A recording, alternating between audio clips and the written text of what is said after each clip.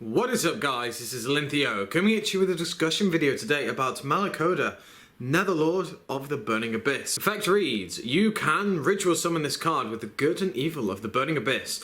Must be ritual summoned and cannot be special summoned by other ways. Once per turn, during either player's turn, you can send one Burning Abyss monster from your hand to the graveyard. Target one face-up monster your opponent controls. Till the end phase of this turn, it loses attack and defense equal to the attack and defense of the Burning Abyss monster sent to the graveyard this way. If this card is sent from the field to the graveyard, you can target one card on the field, send it to the graveyard. Burning Abyss have a ritual.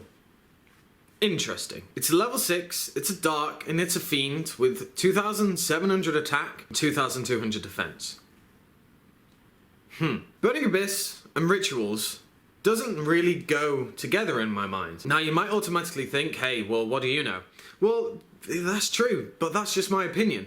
It feels a little bit weird that they do have one. If we look at rituals and how rituals work, you need monsters to sacrifice to special summon this card from your hand. The way that you'll do that is you'll need the monsters, as I said, and the spell card with the monster card itself. Automatically, this makes it a little bit difficult to ritual summon. And Nixors, Nakloths, whatever you want to call them, they combat that by doing it from the extra deck, from the hand, from the grave, from the deck, anything like that. The good and the bad of Burning Abyss ritual card needs to be something like that. There was a fake, I think it was fake, that went around that said you can do it from the deck, which would kind of combat that because then you only need 2 cards to actually pull off the combo. If people want to put this in their deck, the minimum you will need is obviously a copy of this, a copy or 2 of the spell card. Having this in a deck means that you potentially have 2, possibly 2 or 3 dead cards if you draw them not together. The advantage of having a Burning Abyss ritual is Dante. When Dante is sent from the field to the grave, you can add a Burning Abyss card from your graveyard to your hand. You combat that with Dante's milling effect, it works quite nice.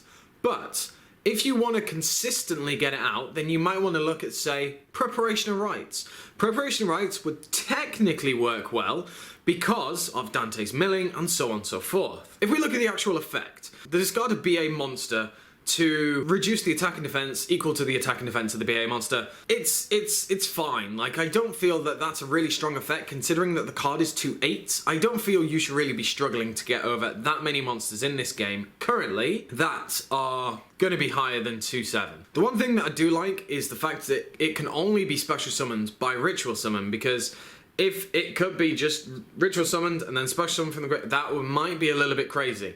The last effect that I really do like, that I think is very, very, very good, is the sending a card. Sending is a very, very good card text in my opinion, and one that is used every so often, and I'm glad that it isn't used more often because it would cause a lot of problems in my opinion.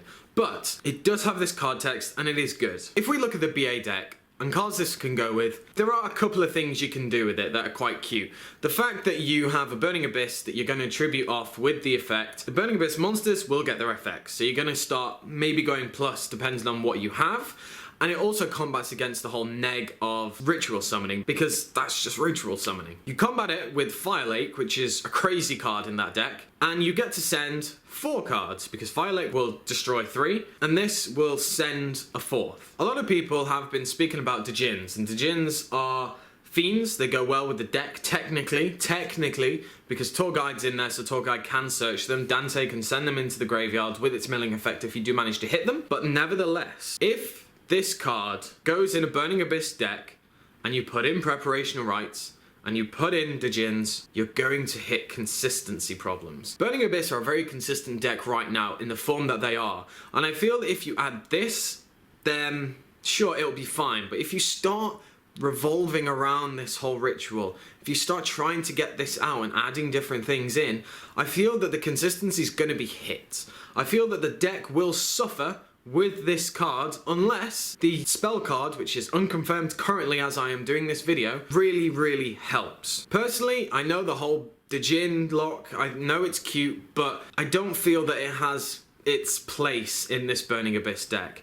I feel that it's more of a gimmick, and I feel it's more of a win more card, because Burning Abyss can happily deal with all of the things the meta throws at it and all these decks that are out. They don't need their own special summon block, because Vanities does that, and they run that. Even if Vanities got hit, I feel that adding Djinns in with this is just gonna be too much of a consistency issue. And sure, it'll be cute, but it all depends around how the spell card works. So I want to know what you guys think of this new Burning Abyss ritual. Is it any good? Are you going to play it? Are you not? Do you just think they don't really need it? Just let me know. So as I said, let me know down in the comment section below. Like, comment, subscribe, and I shall catch you guys later.